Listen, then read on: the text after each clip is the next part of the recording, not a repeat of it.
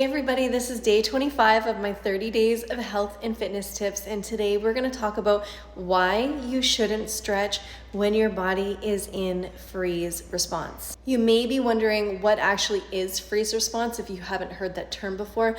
It is one of our body's natural reactions to stress and danger. Just like fight or flight, which you've maybe heard before, the freeze response is a protective mechanism. When your nervous system perceives a threat, your body can go into this freeze state or just become immobilized to try to protect itself.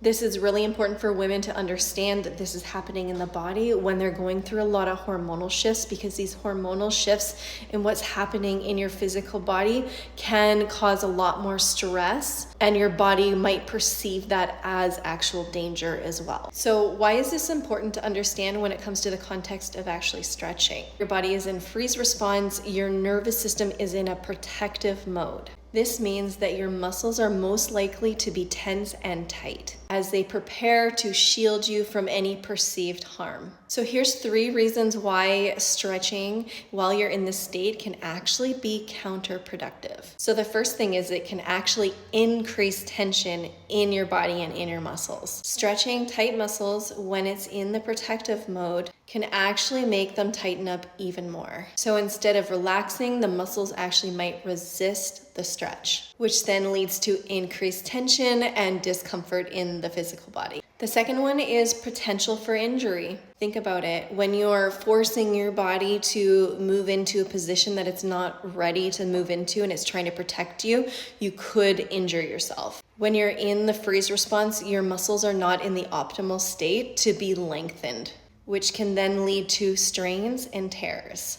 The third one is ineffective stretching. Stretching is the most effective when your body is in a relaxed state. If you try to stretch when your body is in the freeze response, you won't get the same benefits because muscles are not in a state to properly release and lengthen at that time. So here are some tips of what you should do instead. The first one is to calm your nervous system. So find what exercises work specifically for you to really calm your system down before you start to stretch. It might be going for a walk, it might be meditation, it might be breath work, it might be some somatic exercises.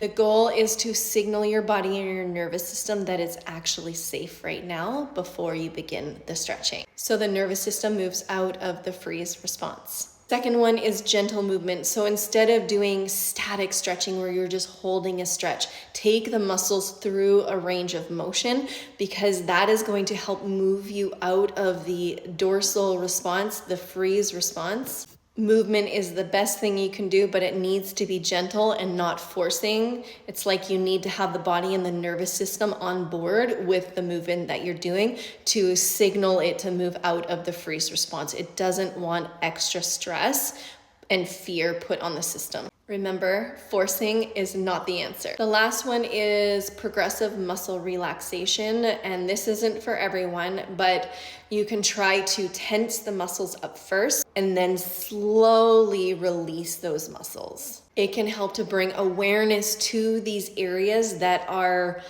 in the freeze state that maybe you become numb to, and it promotes a relaxation. That's the 3 tips that I have for you, and remember to always listen to your body and work with your body. We don't want to be forcing it into anything that it's not ready to do, and your body will thank you. I'll see you tomorrow for the next tip.